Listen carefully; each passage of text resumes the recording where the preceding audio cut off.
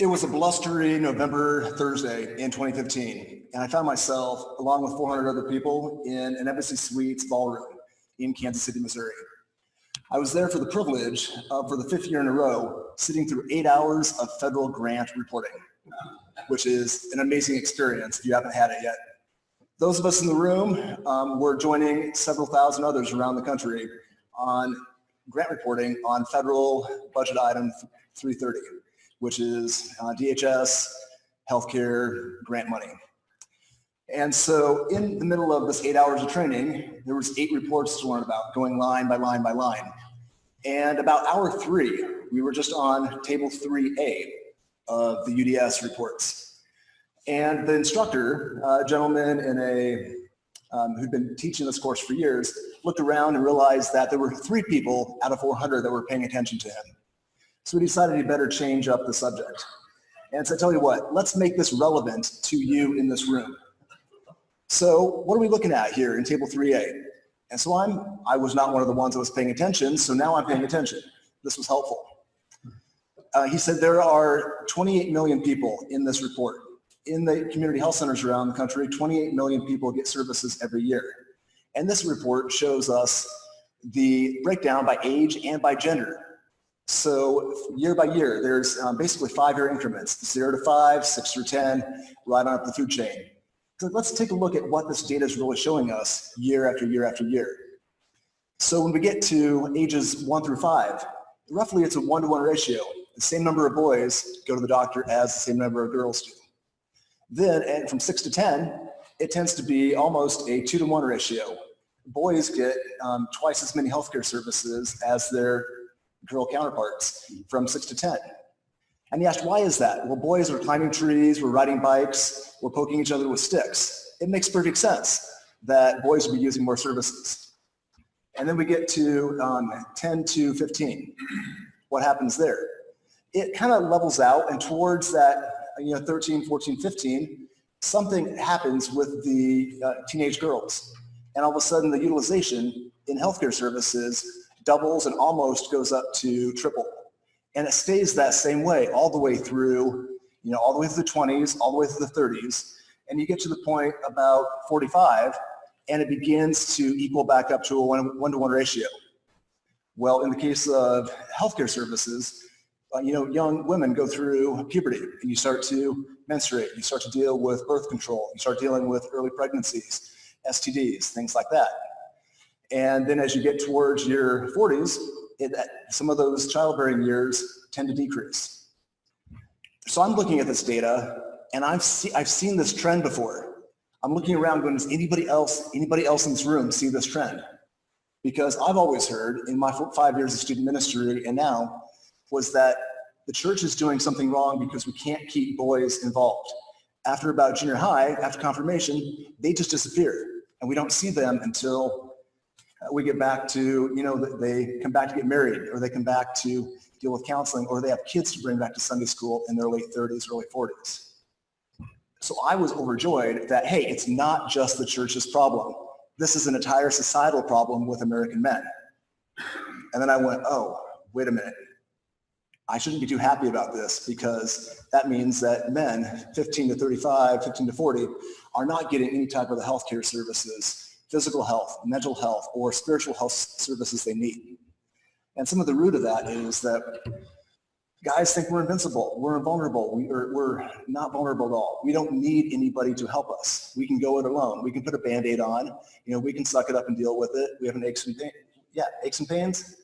We'll groan about it, but we'll be fine. We don't need to have a mentor or a guide, as was alluded to the need that there is unspoken by a couple of the other speakers today. So Houston, we definitely have a problem with our men. It's a societal problem, and what about us? What about our churches? Each of our ministries is looking a little bit different of what is actually the problem. Do we have a lot of men on Sundays, but they don't show up to anything else? Or maybe we have an abundance of men in the adult Sunday school, but it's all shallow. How do I take them deeper?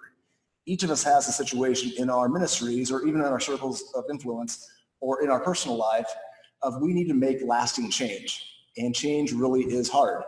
So I want to talk briefly today about a couple of those items. Now, there's the old joke about how many Lutherans, how many Methodists, how many Christians does it take to change a light bulb? I think most of us know the tagline is change, change. Wait, people do that? And they actually do. Now, I hear the conversation about change needs to really be lasting. And people are like, lasting change is hard. And the research I'm reading a couple conversations with a book called Switch by Chip and Dan Heath. There's also a book by Jim Collins, Good to Great, talking about how you actually get from one place to another. And they say, when people push back and say, oh, we can't change, ask the room, how many of you are married? How many of you have kids? Because there's no bigger changes in your life, in a man's life, than getting married or having kids. And most of the time, we went into that willingly. And we made it all the way through alive. So if people say, oh, I don't change, well, you can change because we do. So in my remaining time today, I want to talk about a couple things. I'm going to give you 2 examples of animals, explain 2 animals. I want to provide a little bit more data. I want to give you some excuses, or at least what you should respond to when people use these excuses. So with that, animal number 1. And this comes from the book Good to Great by Jim Collins. There is an old Isaiah Berlin story about 2 types of people. It's the story of the fox and the hedgehog. And he says, you can really define everybody in the world as a fox or as a hedgehog. See, the fox is cunning, it's busy, it's sleek, it's scattered, it's athletic, it's beautiful, it's all over the place. And the hedgehog's kind of, from the outside, compared to the fox, is pretty boring. It knows one thing. It goes out of its den, it goes and finds food, it does its business, it comes back and goes to bed. But it does one thing really well, it lives. And the story, the Isaiah Berlin story, talks about how the fox tries to surprise the hedgehog every day to attack the hedgehog. And the hedgehog simply just curls in to the ball, puts its little spikes out, and the fox is foiled again. So with this, Collins mentions that in a study of all great individuals, all great companies, all great organizations, even, may I say, ministries, is that they focus on one thing. They're not trying to be a fox and go 19 different directions at the same time. They find one thing and do that really, really well, world class. So what is our hedgehog? How do we be a hedgehog and focus on that one thing? Now, one of the conclusions you can come to based off what I just said is, Kyle, wait, our church does a lot of things well. We're kind of like a fox. We do children's ministry, we do student ministry, we do women's ministry, marriage ministry, all of these items. Does that mean we're a fox, we're not doing those really well? Well, if we are a smaller church and you don't have a person with a hedgehog for each of those, maybe you're doing everything lukewarm. But if you have an individual who is being a hedgehog, that's their passion, their one thing. They love women's ministry. They love men's ministry. Find that. So that's not going to be a rabbit I'm going to chase right now there, but rather, what do we have as our hedgehog? Each of us in our lives, what are we passionate about? We want it to be our one thing in our life and or in our ministry or in our church. So maybe if you're taking notes right now, take a note, just say, what is my hedgehog? And write that down. A few moments ago, we heard from Pastor John. He was kind of asking the same question, is what is your vision? And a lot of that is, what is your hedgehog? What is your vision? Ties to the same thing.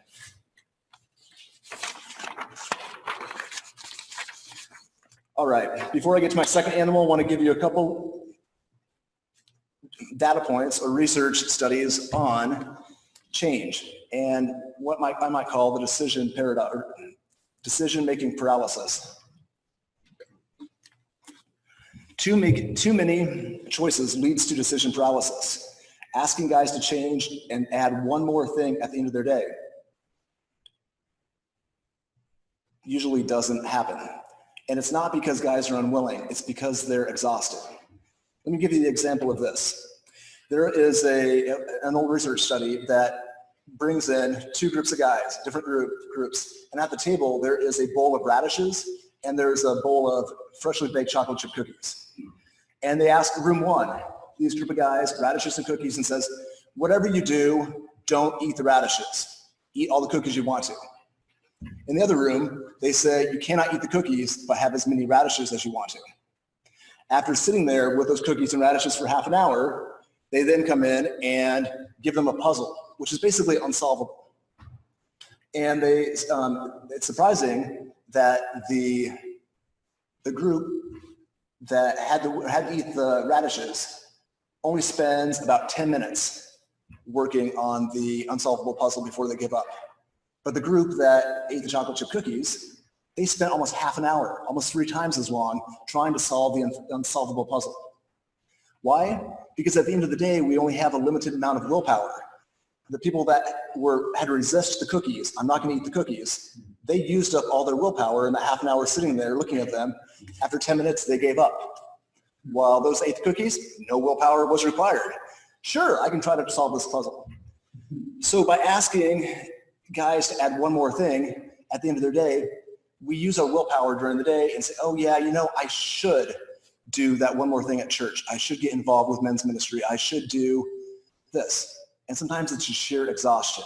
So it's not that they're unwilling to change, it's just that we're tired. Sometimes we offer too many choices as well. There is another study that the Heath brothers reference talking about choices. Imagine going to Costco. There's a nice Costco sample lady, and she's sampling whatever it is.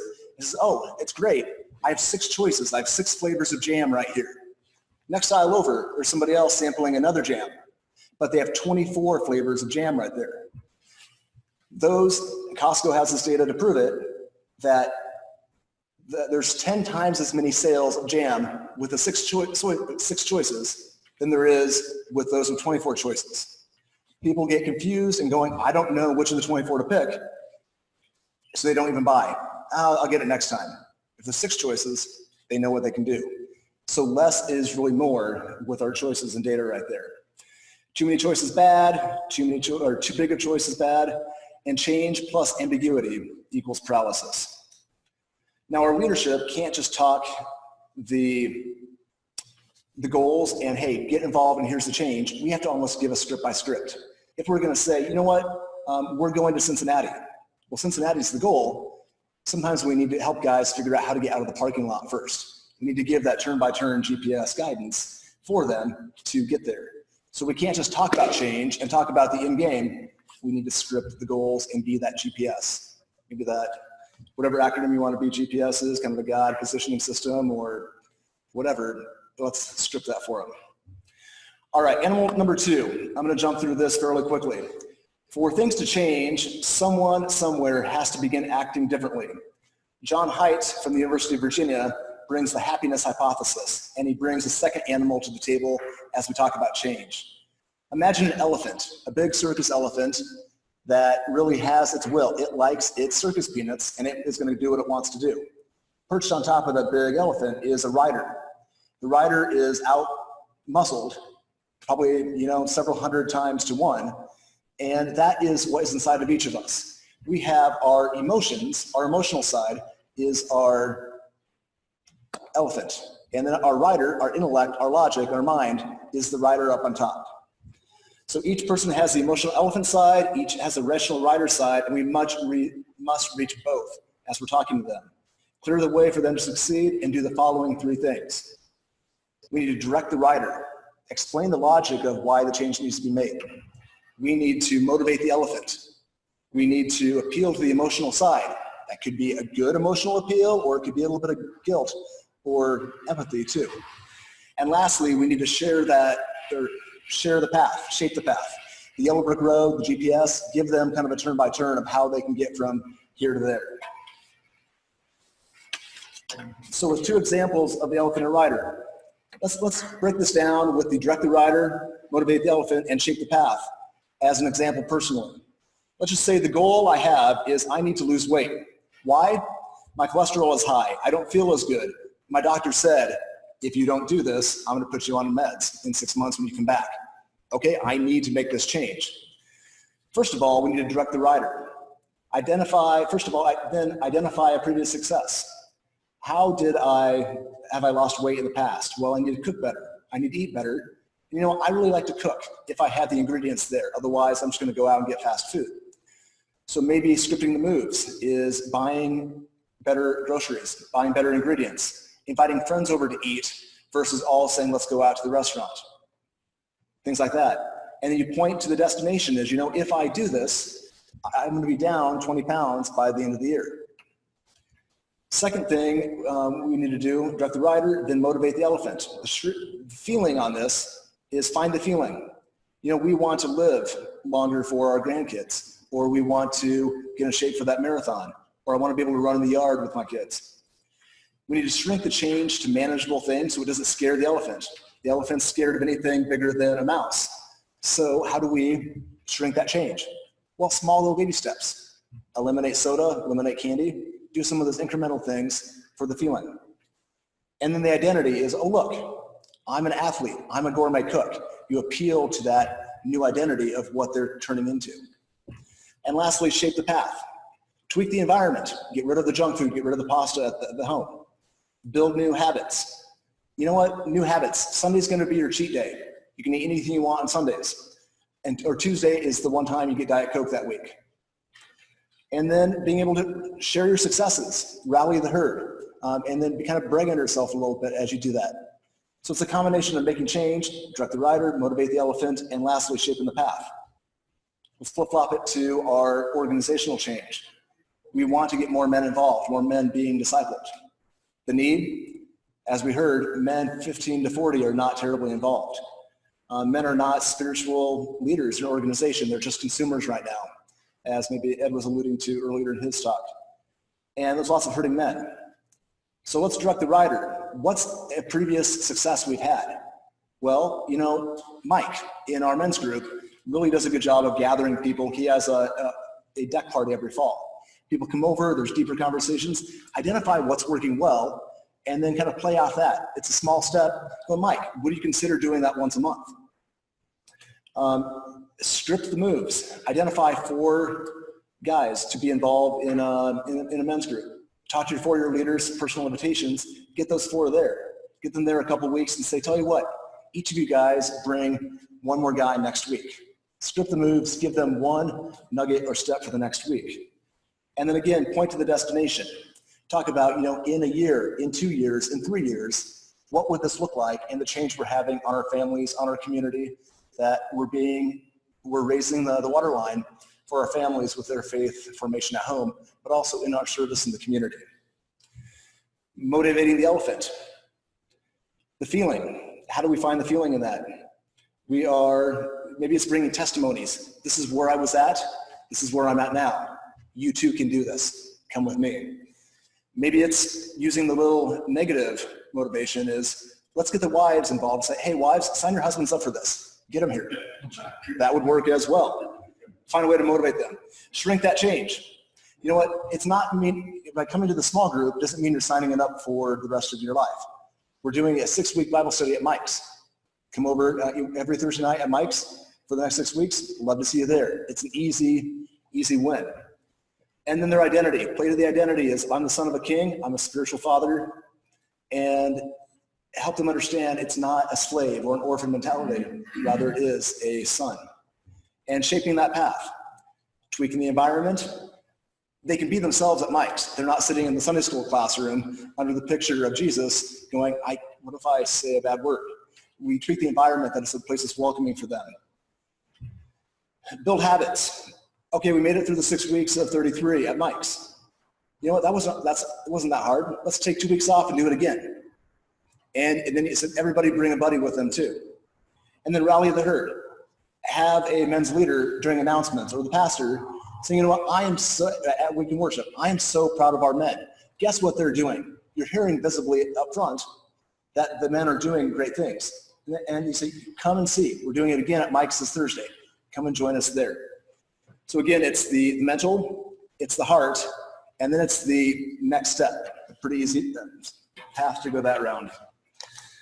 Now, I'm not surprised that I'm getting a little bit long-winded on this, so I'm not going to go through all of my excuses of responses to excuses, but rather, what happens when people, somebody might say, our people don't want to change.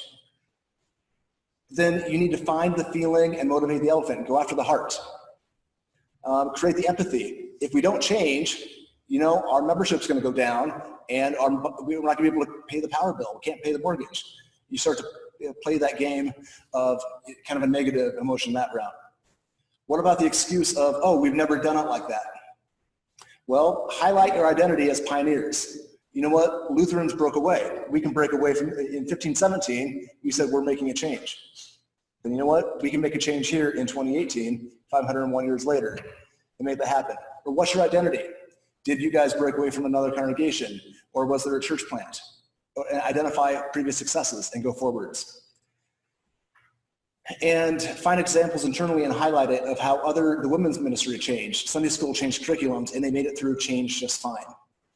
And there are a litany of other excuses, and I could go on and on about some of the insight that Chip and Dan Heath give in the book Switch. If you're looking at more of that academic dialogue, definitely encourage you to check that book out.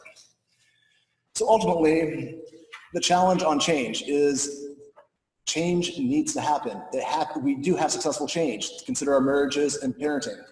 There's a big need in our world to re-engage men that are 15 years of age through 45. How do we step out and go out to them and encourage them to be involved not only with their spiritual health care, but mental health care, as we know in the news these days, but also with their physical health care. All three of those are needed for a total 3-in-1 health. Of course, we're a little bit biased towards the spiritual health side, but they're all needed. So again, I would remind you, consider what your hedgehog is and do it. Go ahead and then consider your elephant and your rider. Appeal to the logic of the rider, appeal to the motivation of the selfishness of the elephant, and then give the incremental steps. And we can't forget we need to pray and ask the Holy Spirit to show up, because if he's not involved, it's not going to succeed anyway. So let's just say, God, Dad, we need you. So with that, go save the world, guys. Make a difference. Thank you.